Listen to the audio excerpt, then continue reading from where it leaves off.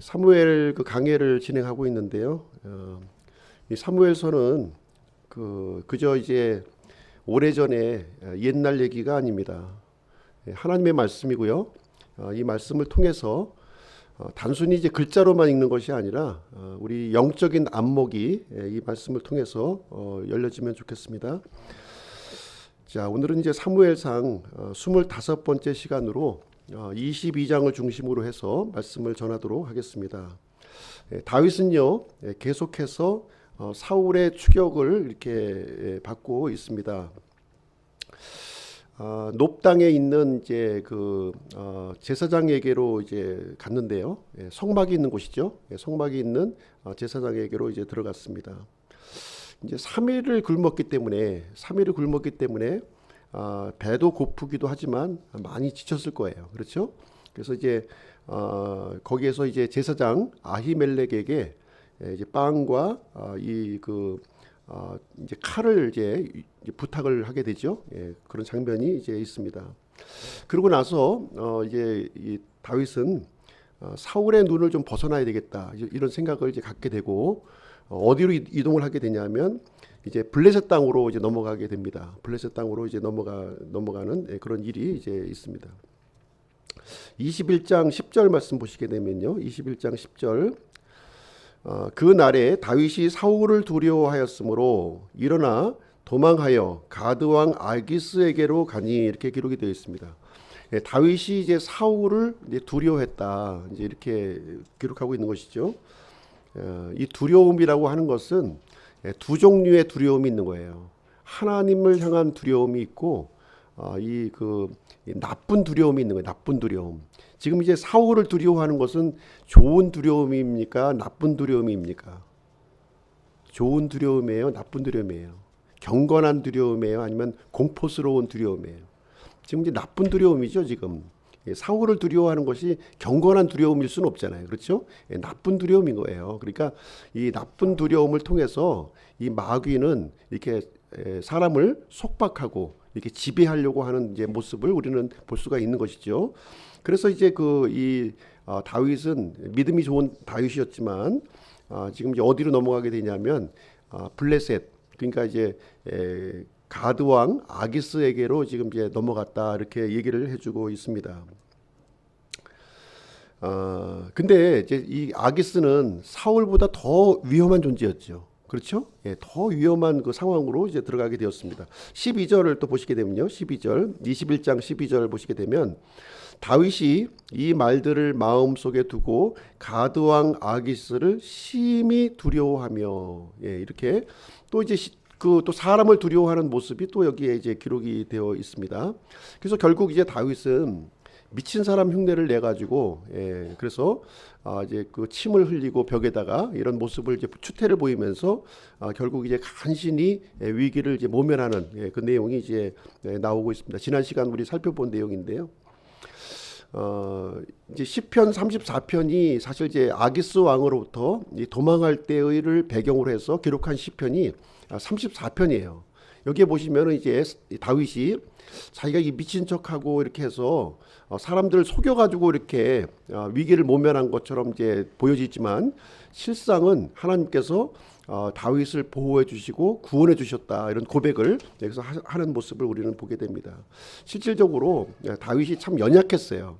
사람을 두려워했고 이렇게 연약한 모습이 있었지만 그래도 중심에 하나님을 이제 바라는 마음이 있었기 때문에 하나님이 이렇게 보호하시고 길을 인도하시는 모습을 우리는 이제 보게 됩니다. 그래서 오늘은 이제 22장 아둘람 굴에서 일어난 내용을 우리가 좀 살펴보기를 원하는데요. 이 결국 이제 다시 이제 이 유대 땅으로 들어와서 이제 아둘람 굴에 이제 들어가는 장면이 여기 나오고 있습니다. 1절 말씀 보시죠. 22장 1절 보시게 되면, 그러므로 다윗이 거기서 떠나 아둘람 굴로 피하매 그의 형제들과 그의 아버지의 온 집이 그 일을 듣고는 그들이 거기로 내려가 그에게 이르렀더라. 그러므로 다윗이 거기서 떠나, 이렇게 하고 있는데 바로 이제 가드 왕 아기스로부터 이렇게 도망치다시피 떠났다 하는 내용이 이제 여기에 기록되어 있는데요.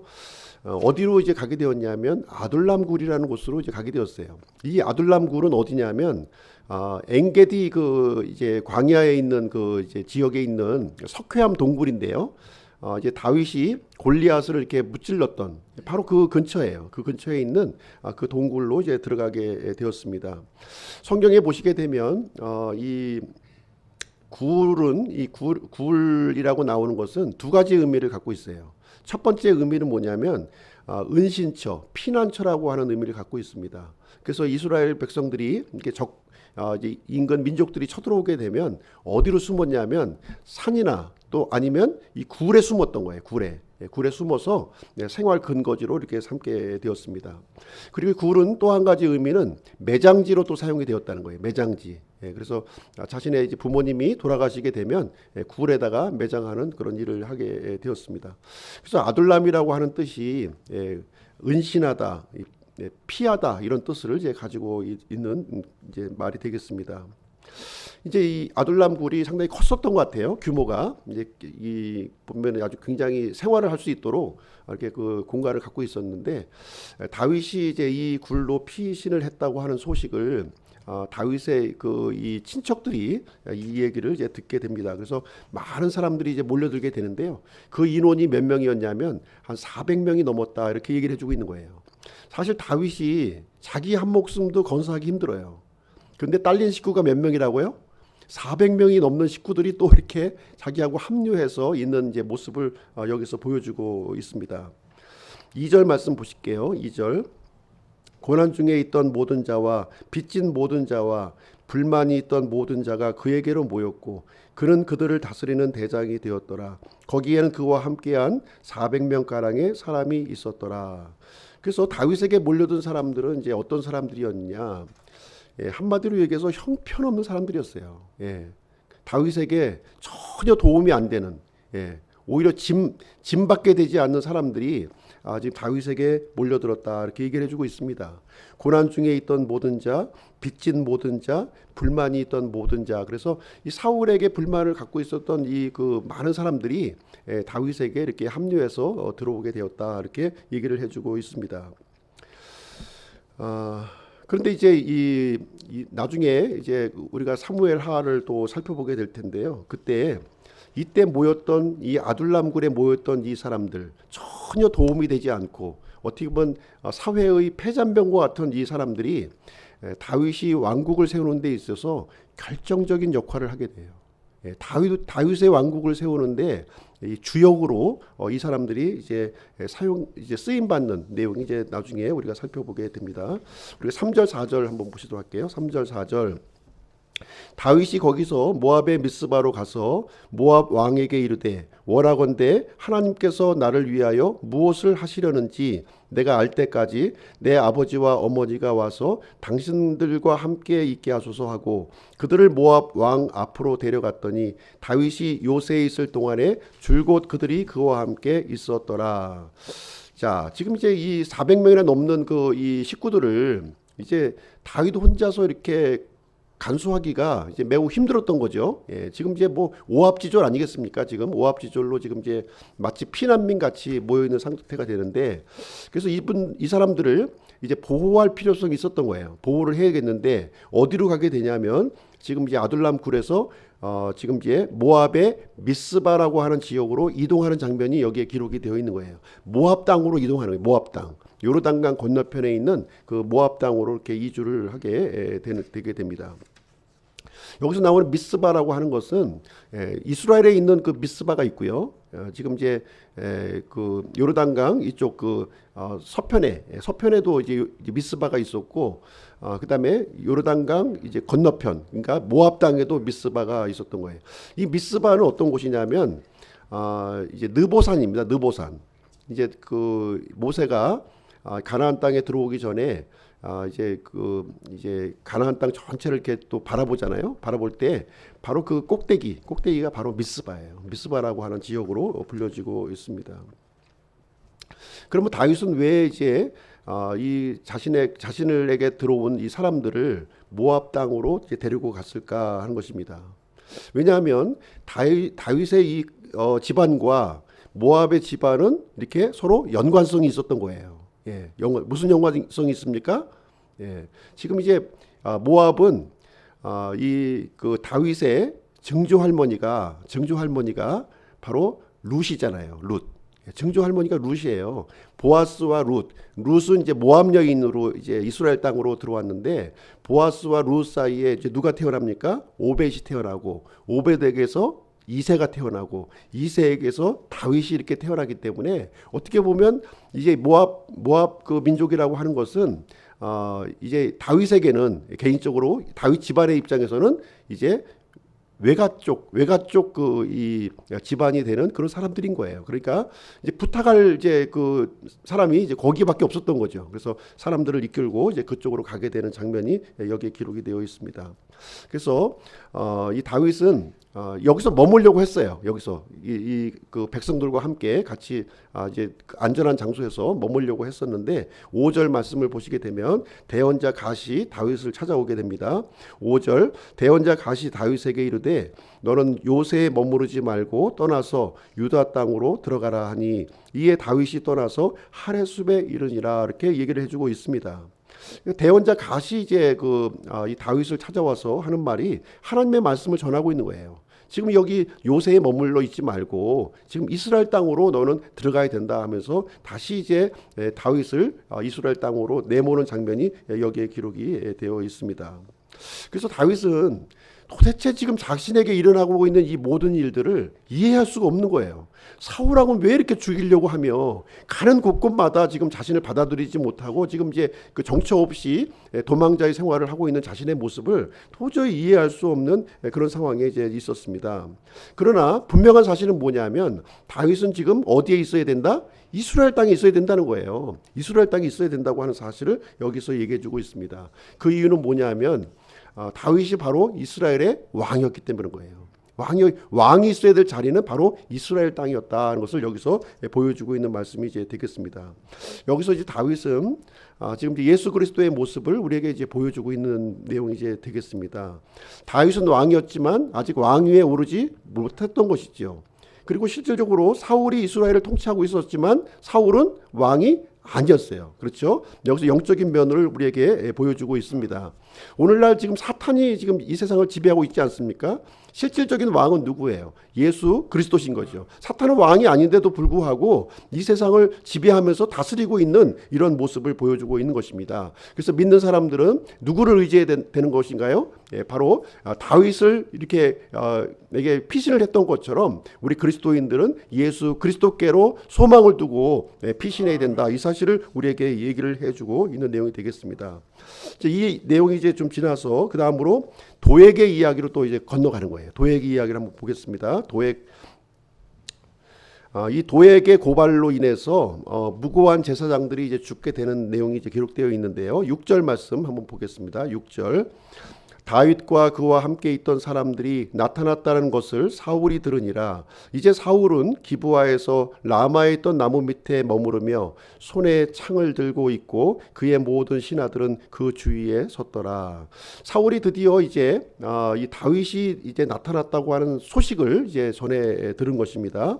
이 사울의 위치는 어디입니까? 지금 기브아에 있는 라마에 있던 나무 밑에 머무르고 있었다. 이렇게 우리에게 얘기를 해주고 있습니다. 지금 이 사울은 거기에 머무르면서 손에 창을 쥐고 있는 거예요. 창을 들고 있는 이 사울의 모습을 여기서 그려주고 있는데 이것은 무엇을 얘기해주고 있냐면 이 사울은 지금 이스라엘을 다스리는데 어떤 식으로 다스리고 있습니까? 바로 창으로 다스리고 있는 거예요. 폭력을 가지고 이스라엘을 이렇게 다스리고 있는 모습을 얘기를 해주고 있습니다. 평화를 누리지 못한 이스라엘 백성들이 왕을 좀 달라고 그렇게 간절히 원해서 요구했던 이 왕이 바로 사울 왕이었지 않습니까? 오히려 이 사울 왕은 왕이 되어가지고 창을 들고 폭력으로 이스라엘을 다스리고 있는 모습을 우리에게 보여주고 있는 내용이 되겠습니다. 지금 사울의 모습은 하나님으로부터 버림을 받았고 또 백성들로부터 버림받은 모습을 우리에게 보여주고 있는 거예요. 그래서 사울은 자기 스스로 자신의 왕권을 이렇게 지키려고 하는 그런 이 모습을 여기서 보여주고 있습니다. 7절 말씀 보실게요. 7절. 그때 사울이 자기 주위에 선 자기 신하들에게 이르되 너희 베냐민 족속들아 이제 들으라. 이새의 아들이 너희 모든 사람에게 밭과 포도원을 주며 또 너희 모두를 천인대장과 백인대장으로 삼겠느냐 이렇게 얘기하고 있습니다.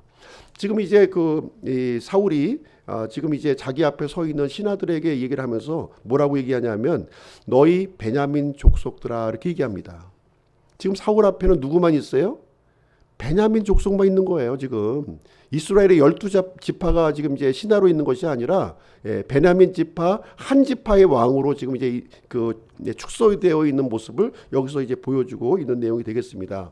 다른 모든 11지파들은 사울을 따르지 않고 있는 거예요. 지금 오직 따르는 것은 이 베냐민 지파 사람들만 사울을 따르고 있는 모습을 여기서 보여주고 있습니다. 그러면서 노골적으로 이 사람들 앞에서 이제 다윗을 비판하는 내용이 이제 여기에 기록이, 다윗이 왕이 된다고 한들 너희들을 천인대장 삼아주겠냐, 포도원을 주겠냐, 뭐 이런 얘기를 지금 이제 해주고 있는 내용이 되겠습니다.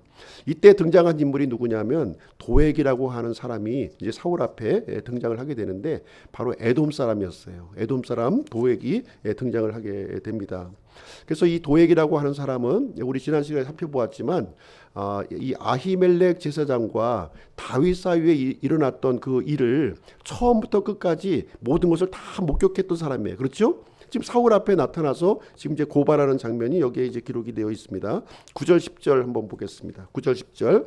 그때 사울의 신하들을 다스리도록 세워진 에돔 족속 도액이 응답하여 이르되 이새의 아들이 노베 와서 아히도베 아들 아히멜렉에게 이르는 것을 내가 보았는데 그가 그를 위하여 주께 묻고 그에게 양식을 주며 블레셋 사람 골리앗의 칼을 그에게 주었나이다 하면서 지난번 놉당에 있었던 이 일을 이제 사울 앞에서 고발하는 내용이 여기에 이제 기록이 되어 있습니다. 이 아히멜렉과 이 도액은요 함께 성막에 있던 사람이었어요. 그렇죠? 예. 함께 하나님을 섬기는 사람이었어요. 예. 그렇지만 이 아히멜렉과 도액은 전혀 다른 모습을 가지고 있는 것을 우리는 보게 됩니다. 도액은 고발자가 되었고 또 아히멜렉은 이 생명을 구원하는 사람의 역할을 했던 모습을 우리는 보게 됩니다. 이 도액과 아히멜렉을 통해서 우리는 무엇을 생각해 볼 수 있나요? 우리 교회 안에도 이렇게 도액과 아히멜렉과 같은 그런 부류의 사람들이 있다는 거예요. 예? 실질적으로 하나님을 이렇게 섬기려고 하고 있지만 도액과 같이 이런 고발자의 위치에서 있는 사람이 있다는 거예요. 예, 잘못한 것을 이렇게 지적하고 정죄하고 판단하고 그런 목적으로 앉아 있는 거예요. 그렇죠? 또 한 사람은 어떤 목적으로 모여 있습니까? 하나님을 섬기고 하나님을 찬양하고 하나님을 예배하기 위해서 모인 사람이 있다 하는 것을 여기서 얘기를 해주고 있습니다. 이 도액의 경우는 겉으로 볼 때에는 말씀을 붙들고 있고 율법을 따르는 것처럼 보였지만 실상은 어떤 모습을 보였어요? 율법의 정신을 정면으로 위배하고 있는 그런 모습을 보여주고 있는 것이고요. 참으로 이제 하나님을 섬기는 이 아히멜렉을 이렇게 고발하고 죽이는 자리에 지금 이제 나와 있는 모습을 우리는 보게 됩니다. 11절 한번 볼게요. 11절. 이에 왕이 사람을 보내어 아히도베 아들 제사장 아히멜렉과 그의 아버지의 온 집 곧 노베에 있던 제사장들을 부르매 그들 모두가 왕에게 이르니라. 이제 사울의 왕명이 떨어지게 되니까 놉당에 있던 모든 제사장들이 이제 기브아에 있는 사울 앞으로 다 이제 집결을 한 거죠. 그때 집결한 인원이 몇 명이냐면 85명의 제사장이 집결했다. 이제 이렇게 얘기를 해주고 있는 거예요. 그래서 14절 말씀 보시겠습니다. 14절. 그때 아히멜렉이 왕에게 대답하여 이르되 왕의 모든 신하 가운데 다윗같이 신실한 자가 누구니이까? 그는 왕의 사위도 되며 왕의 분부대로 가기도 하고 또한 왕의 집에서 존귀한 자가 되나이다. 이렇게 얘기를 합니다. 그래서 아히멜렉은 이 사울 앞에 이렇게 어떻게 보면 이제 섰죠. 이렇게 서 있지만 전혀 주눅이 들지 않는 모습을 여기서 이제 보여주고 있는 거예요. 그래서 사울은 다윗을 죽이려고 하길 원했지만 아히멜렉은 이 다윗을 지금 변호하는, 목숨 걸고 변호하는 모습이 여기에 기록이 되어 있습니다. 이 배고픈 사람에게, 이렇게 지친 사람에게 이 빵을 주는 것은 정당한 일이라고 하는 사실을 여기서 얘기를 해주게 됩니다. 그러니까 이제 사울이 이 아히멜렉 이놈을 죽여라 이제 명령을 내리죠. 근데 아무도 하나님의 제사장을 죽이지 못하는 거예요. 감히. 그런데 바로 이제 도액이라는 이 사람이 또 등장해서 이제 이 제사장들을 몰살시키는 이야기가 여기 기록이 되어 있습니다. 18절 19절 한번 보실게요. 18절 19절. 왕이 도액에게 이르되 너는 돌아서서 제사장들을 덮치라 하매 에돔 족속 도액이 돌아서서 제사장들을 덮쳐 그날에 아마 에봇을 입은 자 85명을 죽였고 제사장들의 도시 놉을 칼날로 치되 남자와 여자와 아이들과 젖먹는 자들과 소와 나귀와 양들을 칼날로 쳤더라. 그래서 여기 아마 에봇을 입은 자, 그러니까 제사장들이죠. 제사장들을 85명이나 죽였고 뿐만 아니라 그 놉 땅에 있던 그 어린아이와 가축까지 완전히 몰살을 시켰다, 이렇게 얘기를 해주고 있습니다. 사실 아히멜렉은 잘못한 게 없어요. 하나님의 뜻을 이렇게 실행한 것밖에 아무것도 없습니다. 그렇지만 이제 온 가족이 어린아이까지 다 죽임을 당하는 그런 비참한 일을 이제 당하게 되었습니다. 사실 우리 주변에 보면 이제 이런 일들도 많이 우리가 생각을 해볼 수가 있어요. 그래서 도저히 이해할 수 없는 일, 이렇게 하나님을 잘 섬기고 이렇게 또 의롭게 이렇게 행한 사람이 어떻게 온 집안이 멸절을 당할 수 있을까, 이렇게 생각을 하는 경우가 있습니다.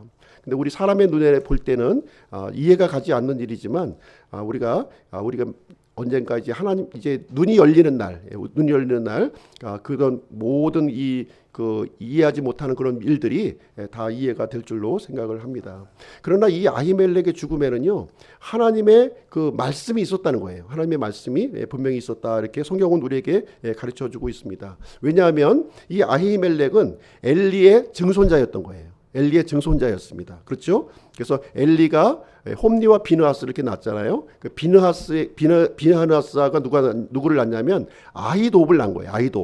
아히놉의 아들이 바로 아히멜렉이었던 거예요. 그러니까 이제 아히멜렉은 이 엘리 제사장의 증손자가 지금 이제 되어 있는 것이죠. 그래서 이제 하나님께서 지금 이제 엘리 제사장에게 사무엘 2장을 보시게 되면, 거기에 보시게 되면 이렇게 너희 집안에 이 노인이 하나도 없을 것이다, 젊어서 다 죽임을 당할 것이라고 하는 이 저주가 그대로 이 집안에 이제 성취가 되는 내용이 여기에 기록이 되어 있는 것입니다.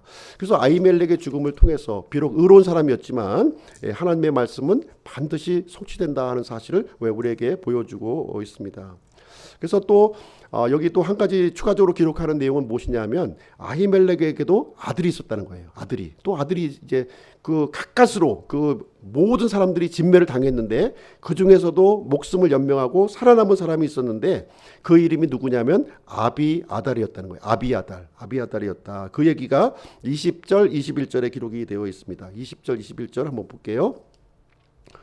아히둡의 아들 아히멜렉의 아들 중에서 하나가 도피하였는데 그의 이름은 아비아달이더라. 그가 다윗의 뒤를 따라 도망하니라. 아비아달이 사울이 주의 제사장들을 죽인 것을 다윗에게 알려주매, 이렇게 해서 가까스로 목숨을 연명한 또 이제 아히멜렉의 아들 아비아달의 이야기가 또 이제 이어지게 되는데요. 이 아비아달은 나중에 이제 다윗이 왕이 되었을 때 대제사장이 돼요.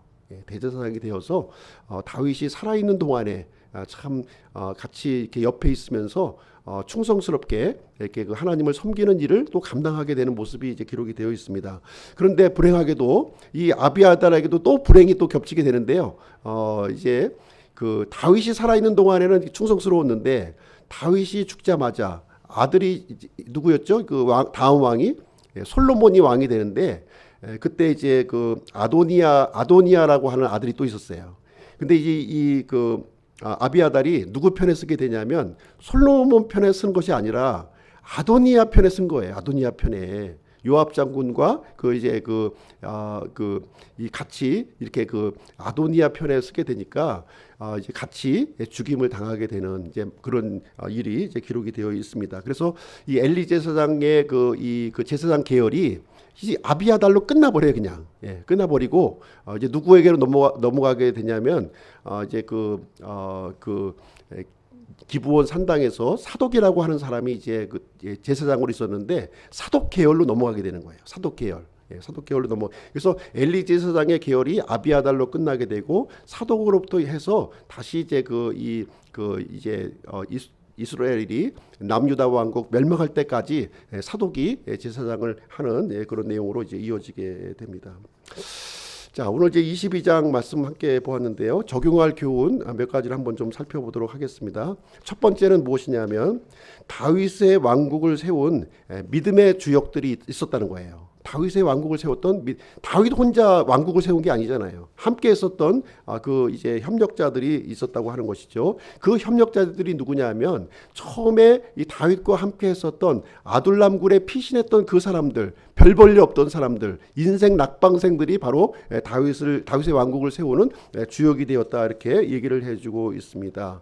이 사람들은요, 처음에는 별 볼일 없었어요. 아무것도 내세울 만한 것이 하나도 없었습니다. 그러나 다윗을 통해서, 이 믿음의 사람 다윗을 통해서 변화가 일어난 것이죠. 함께 하면서 변화가 일어나게 된 거예요. 이 무익했던 사람이 유익했던 사람으로 이렇게 변화가 되었습니다. 저기 신약 성경에 보시면 이 오네시모가 이제 처음에는 빌레몬에게 무익한 사람이었죠. 그러나 감옥에 갇힌 사도 바울을 만나고 나서 회심하고 나서 어떻게 되었습니까? 유익한 사람으로 변화된 것처럼 지금 아둘람굴에 있던 사람들이 그 변화가 이제 일어나게 된 것입니다. 교회도 마찬가지인 것 같아요. 교회도 사실상 이 교회에 이제 오시는 분들이 대부분 이렇게 아둘람굴에 이렇게 모였던 사람들처럼 이렇게 좀 비천한 사람들이고 실패자였고 어떻게 보면 인생에서 이렇게 좀 밑바닥처럼 보이는 그런 사람들이 이제 모이는 것처럼 이렇게 보이고 있습니다. 그러나 이분들이 예수 그리스도를 통해서 변화된 모습을 갖게 되는 것이죠. 그러면서 하나님의 왕국의 주역으로 이렇게 들어서게 된다 하는 것을 우리에게 얘기를 해주고 있습니다. 사회적 약자이기 때문에 하나님의 백성이 되는 게 아니에요. 예수 그리스도를 통해서 이렇게 세상에 소망을 두지 아니하고 예수 그리스도를 신뢰해서 예수님을 통해서 이렇게 변화된 사람, 그 사람들이 하나님 나라의 주역이 된다고 하는 사실을 우리에게 가르쳐주고 있습니다. 그래서 하나님의 방법이라고 하는 것은 약한 자를 통해서 강한 자를 부끄럽게 하는 것이라는 거예요. 그리고 십자가의 어리석인 방법을 통해서 사람들을 구원하시는 것이 바로 하나님의 방법이다 하는 것을 우리에게 알려주고 있는 것입니다. 그래서 하나님의 이 나라라고 하는 것은 어떤 외적으로 이렇게 능력이 이렇게 많고 이렇게 이 학식이 뛰어난 사람들로 구성이 되어지는 것이 아니라 예수 그리스도의 정체성을 분명히 갖고 있는 그런 사람들을 통해서, 비록 겉으로 볼 때는 이렇게 볼품없는 사람들이지만 그 내면의 정체성을 통해서 하나님의 왕국이 세워진다 하는 것을 우리는 이제 생각을 해볼 수가 있습니다. 두 번째로 우리가 받을 수 있는 교훈은 무엇이냐면 다윗의 리더십이었다는 거예요. 다윗이 굉장히 어린 나이였죠, 지금. 굉장히 어린 나이예요. 20살 뭐 이렇게 좀 그 정도 되는 아주 어린 아이였지만 이 강력한 리더십을 여기서 보여주고 있는 모습을 여기서 보게 됩니다. 아둘람굴로 이렇게 피신해온 모든 사람들의 이런 그 우두머리가 되었다, 리더가 되었다고 우리에게 말씀을 해주고 있습니다. 여기에 모인 사람들은 한결같이 낮은 자존감과 어떤 피해의식을 갖고 있었던 사람들이었어요. 그렇죠? 그렇지만 이 사람들에게 하나님의 마음을 이렇게 심어주고 하나님의 방식을 가르쳐 주어서 하나님의 사람으로 이렇게 세워 주었다는 것입니다. 믿음의 사람은 자기 믿음만 지키는 게 아니에요. 그렇죠? 다른 사람을 이렇게 하나님 앞에서 이렇게 세워주는 사람이 진정으로 믿음의 사람이라고 할 수가 있겠습니다. 사무엘하 23장에 보면 31명의 그 다윗의 용사들이 거기에 쭉 소개가 되고 있어요.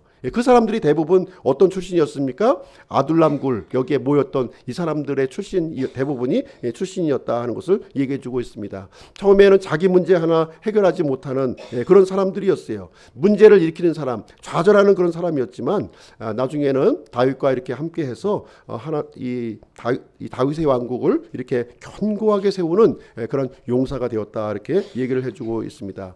다윗은 이렇게 그 믿음의 사람으로서 리더십을 갖고 있었다는 거예요. 하나님의 마음을 품고 있었고요, 긍휼을 베푸는 사람이었고 섬기는 사람이었어요. 그래서 다윗의 리더십을 통해서 수많은 사람들이 변화가 되고 하나님의 사람으로 세워지게 되었다, 이렇게 성경은 우리에게 말씀을 해주고 있습니다. 세 번째 우리가 또 받을 수 있는 교훈은 무엇이냐면 엘리 가문에 대한 예언의 성취를 우리에게 가르쳐 주고 있습니다. 엘리 가문은 이제 하나님의 저주를 받았어요. 그렇죠? 하나님의 저주를 받았습니다. 엘리 가문은 모두 다 이제 다 멸망을 당할 수밖에 없는 그런 이 상황에 놓여져 있었습니다. 그러나 이 엘리 가문 중에서 아히멜렉은 의로운 선택을 했다는 거예요. 예. 의로운 선택을 했습니다. 비록 젊은 나이에 이제 죽임을 당했지만 하나님 편에 섰던 사람으로 기록이 되고 있습니다. 그래서 이 아히멜렉이 이렇게 이 사울의 편에 서지 아니하고 이렇게 다윗의 편에 하나님의 편에 섰었던 그 이유는 무엇이냐면 그 마음 속에 무엇이 들어 있었어요? 하나님의 긍휼이 그 마음 속에 들어 있었다는 것을 우리는 이제 생각을 해 볼 수가 있습니다.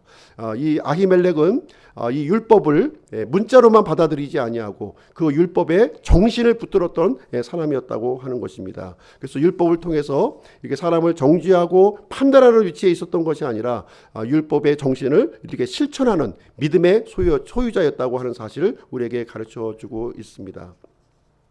그래서 비록 이제 그 아들 아비아달도 마지막은 좋지 않았지만 다윗과 함께 이 왕국을 세우는데 중요한 역할을 감당하게 되는 모습을 우리는 이제 볼 수가 있는 것입니다. 그래서 야고보서 2장 13절을 한번 읽고 우리가 한번 마치도록 하겠습니다. 야고보서 2장 13절, 야고보서 신약 성경으로 넘어오셔서요. 야고보서 2장 13절 한번 보겠습니다. 야고보서 2장 13절 신약성경 349페이지입니다.